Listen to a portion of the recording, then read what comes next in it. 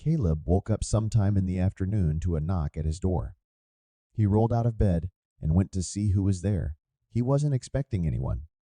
Lisa stood there outside of the door with her arms crossed. Her face was lined with worry. Caleb unlocked the door. Hey, sweetie. What's up? He asked. Oh, thank God you were okay. I have been calling you all morning. She threw her arms around his neck. Yeah, I must have forgotten to charge my phone. It was kind of a late night. Caleb confessed. Oh, was your other girlfriend here? Lisa smiled and punched him in the arm. It took Caleb a second to respond. Yeah, she just left before you got here. He winked. Anger flashed in her eyes. You know I am just kidding. You know you are the only one for me.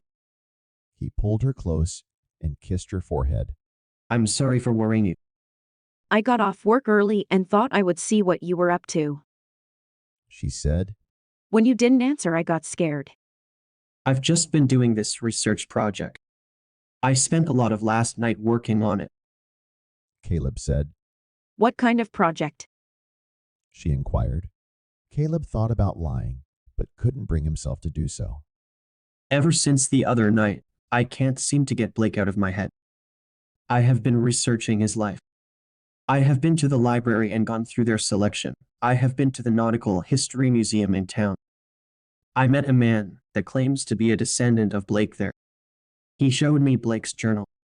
I went with Roger the other day to Block Island to search for part of Blake's treasure.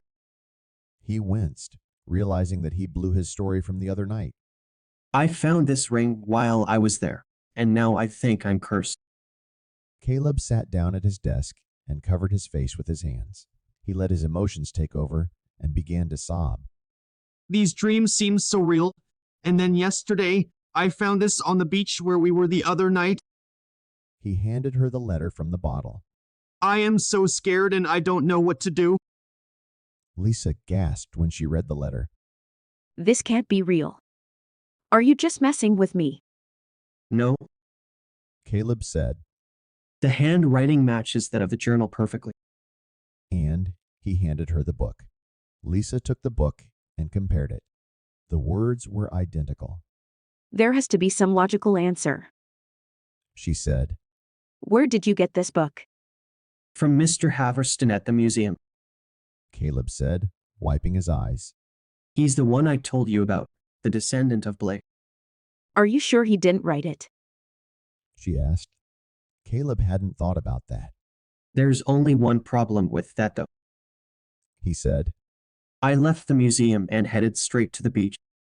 There's no way that Haverston could have known that that was where I would go next. Nor could he have beaten me there. Maybe he left it there days ago, hoping that you would find it eventually. She reasoned. Lisa's words were starting to make sense. Haverston had lied to him already about seeing Blake. What's to say he hadn't about the journal and everything else? After all, he had just met him a few days ago. What did he really know about him? But how do you explain the dreams? He managed to say at last. The human brain is a weird and powerful tool. She said. You have been so focused on this dead pirate that your subconscious is writing a story for you. I guess I didn't try hard enough the other night to take your mind away from it. She pouted playfully. Come on, let's go out. You need a break. Caleb agreed and quickly got ready. What do you have in mind? He asked. Let's go catch an early movie and maybe a bit to eat. I was so worried about you that I skipped lunch. That sounds good, but maybe we eat first. Caleb suggested as his stomach rumbled. Sure, food first, but I get to pick the movie. She giggled. Caleb laughed too and locked the door behind him.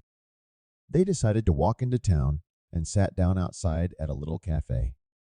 They ordered sandwiches and sodas and waited for them to arrive.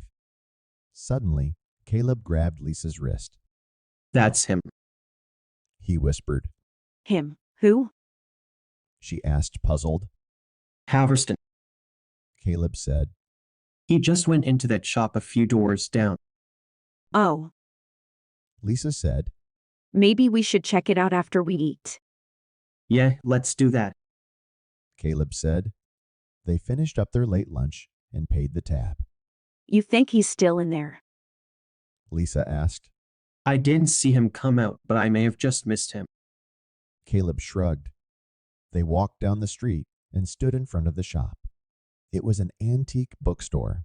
No one seemed to be inside except the clerk. Should we go in? Lisa asked. Maybe the clerk can give us an idea of what Haverston was looking for. Caleb needed to know for some reason. They went into the store and pretended to be browsing. A few minutes had passed before the clerk walked up to them. Is there something I can help you find? He asked. Caleb thought for a moment, and then it dawned on him. Do you have any books about witchcraft? He asked. The clerk nodded and took them to a section of texts. Here you go. He said, pointing to the shelves of books.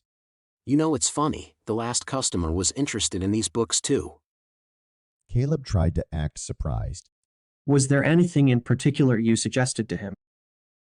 Caleb asked Fishing for anything that might help him understand what Haverston might have been looking for.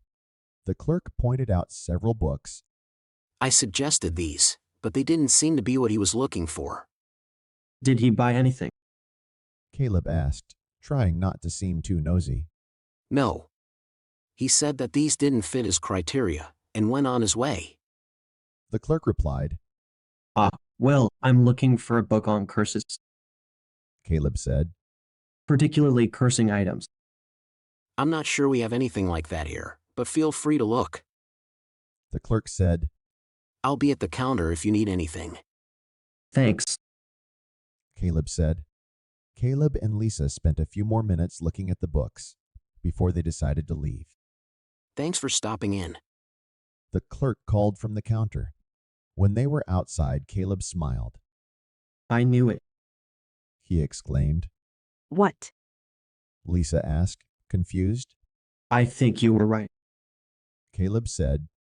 I think Haverston is involved somehow. But what does witchcraft have to do with anything? Lisa gave him a puzzled look.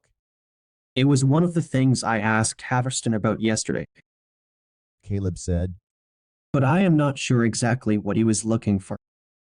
Caleb tried to piece things together and then remembered why they had come out in the first place.